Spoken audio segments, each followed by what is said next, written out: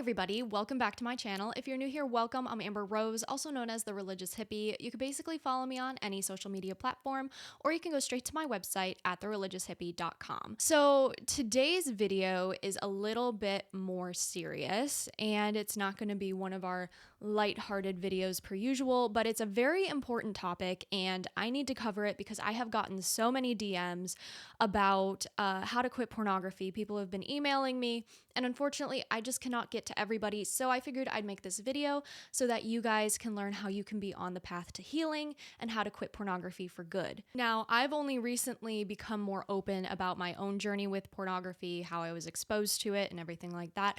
I'm not going to get into that in today's video, but if you want to hear about it, you can hear about it on the episode I did with Timmerie on Relevant Radio. I'll link it below in the description for you guys. So let's dive into this topic. Pornography is destroying hearts, minds, and relationships all over the world. There are so many people who are addicted to this, and it's ruining their lives. And believe me, I know that this is not an easy topic to approach. I know that this isn't something that a lot of people want to talk about. In fact, most people are pretty uncomfortable talking about this topic. And I understand that, but we need to get rid of the taboo because it's so saturated in today's culture. We have to talk about it. So if you're struggling with a pornography addiction, hang tight with me. I know this is going to be uncomfortable, but you can find the healing you deserve. You are not broken goods. You are not any of those things. You are worthy of healing. Pornography does not make you a bad person. God wants you to heal, and so do I. So I'm going to talk through how you can quit pornography and why it's so horrible. Now, I want to put a disclaimer here. I am, I guess, the opposite of a disclaimer, a non-disclaimer. I'm not going to be super graphic in this video because I do know that a lot of teachers, CCD teachers, Catholic school teachers use my videos to teach their young children and their young students. So I am going to make sure that this is age appropriate, of course. There won't be any real graphic content. Of course, screen it first and make the decision for yourself. But because most kids are exposed to pornography before the age of 10, this is a very important topic that parents do need to talk to their kids about, and kids need to be aware of it because it's not if they run into it, it's when. So with that being said, let's talk about this. The world we live in today is filled with distractions and temptations and lies, and the enemy wants to keep us trapped. Porn is everywhere. It's in your pocket, it's on your screen, and it's on most TV shows these days, which is really disgusting. You really cannot avoid pornography. And to prove that, I'm going to tell you guys some statistics now. Studies show that around 68% of men and 18% of women admit to viewing porn regularly via Pew Research Center. So that's 1 in 3 men and 1 in 6 women. But I personally believe that the statistics could be a lot higher than that. Now, a lot of people believe that pornography is just a private issue. It's something that I do by myself. It doesn't have any effect on anyone around me, but that could be further from the truth. Pornography has real-world consequences, especially in relationships. In the Journal of Sex Research, they found a strong link between pornography usage and lower relationship satisfaction. So, what does that mean? It means that when individuals consume pornography, it not only affects their own minds and hearts, but it also impacts their connection with their husband or wife, or if you're dating boyfriend or girlfriend. Research suggests that the more somebody watches porn, the more they can become emotionally and physically disconnected from their spouse or significant other. And this disconnection stems from a few different factors. And the first one is unrealistic expectations. These expectations are set by the images and scenarios portrayed in pornography, and people begin to view their husband or wife or boyfriend or girlfriend through a lens shaped by what they've seen online. They expect perfection, they idolize bodies, and have fantasies that don't line up with reality. And over time, this can lead to dissatisfaction because real relationships, especially intimate ones, are grounded in vulnerability, trust, and mutual love, not performative or exaggerated fantasies. The second factor is emotional withdrawal. This occurs when someone is regularly consuming porn. It can lead to a detachment from that person's husband or wife, boyfriend, girlfriend, and instead of seeking intimacy, affection, and emotional bonding with their spouse, because when you're dating, obviously those things should be off limits, but still it can affect how you view your boyfriend, girlfriend, except you know what I mean. So sex is for marriage. Yeah. So instead of seeking intimacy and affection and emotional bonding with your spouse, Some people may look for validation or pleasure from their screen, the pornography, and this creates a lack of emotional intimacy, which is crucial for the health of any marriage. And the third factor is an issue of self-esteem and guilt. Many people who watch pornography regularly feel a sense of shame or guilt afterwards, and these feelings can spill over into their relationships, causing emotional strain and inability to connect on a deeper level, as we kind of went over in the other two factors. And over time, this cycle of guilt and shame can eat away at self-worth and relational satisfaction overall. So with that, yeah, pornography doesn't just affect your relationship with others, it affects your relationship with yourself and with God. Pornography is more than just an image on your screen. It attacks your dignity, your purity, your worth.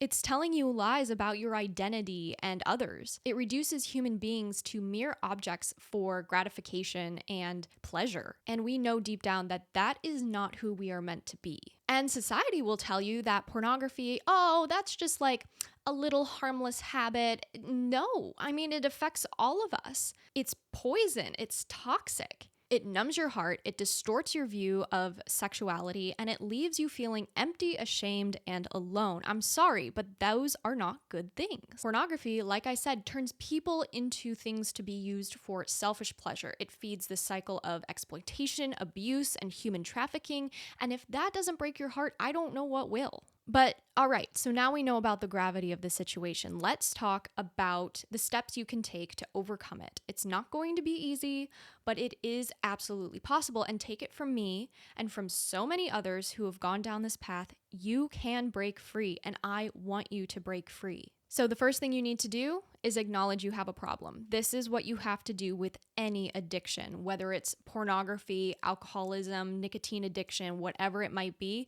You have to admit that there is a problem to get help. So I want you to be honest with yourself. Do not sugarcoat this. Porn is an addiction. And like any addiction, you have to admit that it has a hold on you. And only then, when you admit that, will you be able to take the steps for healing. However, I have a feeling that most of you guys are watching this video because you have already admitted it to yourselves and you are on the path to healing. So I'm so proud of you guys for that.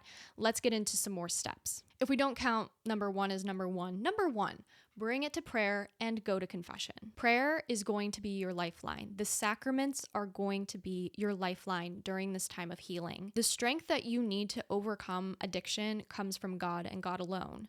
We, of course, need willpower, but that can be only exercised through the virtues and the graces God gives us. So we can't do it by ourselves. We need God to help us. And the first step to that is becoming friends with God again by going to confession and confessing your sins and starting with a clean slate and making a resolution to not fall into that sin again. That doesn't mean you can't fall into that sin again, but it means that you are going to take the steps that are necessary to help you kick this addiction. And everybody slips up now and then. Don't beat yourself up about it. Get up again. Say an act of contrition. Make sure you go to confession as soon as you can and start again. Do not give up. I would also highly suggest getting a miraculous medal and having it blessed and wearing it at all times. Our Lady will wrap you in her mantle and will protect you. I also highly suggest invoking Saint Michael when temptations hit you, because a lot of the times the devil will try to get you to fall into sin again. If he sees you making amends with God and trying to get in friendship with him, he will attack you a little bit harder because he doesn't want you to go to heaven. Obviously, he's trying to drag you to hell with him, and you make the choice. You either decide if you go to heaven, you go to hell, and you have to make the conscious decision to pick God every single time. And when you don't, or you fall short, because we all do, we're human, go to confession and make amends right away. I feel like I'm actually like talking in like a weird tone of voice where I'm like, bop, bop, bop, bop. This is a serious matter. I'm not trying to be like, harsh or anything like that. This is just a serious matter and I want you guys to get help. So please don't take my tone of voice as being mad or anything like that. I am not mad. I am just like, I'm serious, okay? The second thing you need to do is you need to set boundaries with your phone and with things that cause you to sin. And part of this means you need to know what your triggers are. So you need to understand what triggers you to do these things. Is it a certain person? Is it a certain TV show? Is it having your phone in your room? A certain type of music? Is it The Sims, only you know what your triggers are, so it's important to understand them and to avoid those triggers as much as possible. Actually, avoid those triggers completely. There are certain web blockers you can use. There's also a web blocker, I forget the name of it. I'll try to find it and put it in the description below, where it sends an email to your accountability partner when you try to access any R-rated websites type thing. And that has been very beneficial for a lot of guys I know. I don't know if it would be beneficial for everybody. I think it depends, but it might be beneficial for you. I'll see if I can find it. I think I have a friend who recommended it to me. I'll ask him and see if I can find it. But you have to be very intentional about the things you're exposing your eyes, your mind, and your heart to. We all need to be aware of this, even if we don't struggle with a pornography addiction. We need to be aware of what we're letting into our minds, because what we watch is similar to how we eat. You are what you eat, you are what you watch. So we need to be vigilant and make sure that what we're watching is not harming us spiritually. Number 3 is to seek help and get an accountability partner. These are in no specific order. I don't know how else to, it's not like, oh, this one's better than this one or blah, blah, blah. It's like, just take these as you will. This is not a battle you should be fighting alone. And I do believe that it helps so much to have a person who can walk with you, who is not a family member, and who is ideally the same sex as you. So if you're a man, your best friend, or a priest, or somebody who's trusted. I guess it could be a sibling if you're really close with your siblings, but ideally it would be someone who's a little bit more separated. Basically, there's somebody who can hold you accountable and you trust to hold you accountable, who can check in with you and you can be honest with them. I want you guys to remember to not hide in the darkness. The light exposes the darkness. There is absolutely no shame in asking for help. I'm also linking some resources in the description below if you guys want to access some more websites or just resources that could help in your journey. Number 4, replace the bad habits with good habits. When you remove something from your life, something else needs to fill that gap. So I highly suggest replacing your habits of viewing pornography with healthier activities like exercise, prayer, hobbies, creative outlets, anything that brings you joy and peace. And don't just stop at quitting the bad habits. Start building positive habits, that fill your heart with love and hope. I mean, draw, paint, work out, learn a new skill. Do something that gives you life. And I will say that when those temptations do come, you can implement those new habits that you have given yourself. Let's say you feel that temptation, go for a run. Remove yourself from the environment that is causing you to be tempted and use the skills that you have been building up to help aid in that temptation. And I guess that's kind of all I have to say, but I want to say this. If you are struggling with a pornography addiction, know that you are not alone and you are worthy of God's grace and healing. There is freedom and there is healing. It's difficult, but it can be done. It's really just about starting over and over and over again and dusting yourself off and just trying again. So in a world that is constantly pushing distorted views of sexuality and human dignity, remember who you are. You are beloved by God, you are made in His image, and you are called to live in purity, freedom, and love. So fight for that. Fight for your dignity, fight for your heart, fight for your relationships. You are worth it. With all of that being said, guys, that is all I have for today. I hope you guys enjoyed this video. Please share this video with somebody who you feel like could benefit from it. And that's all I have. So I hope you guys have a blessed rest of your day, and I'll talk to you guys in the next video. Bye.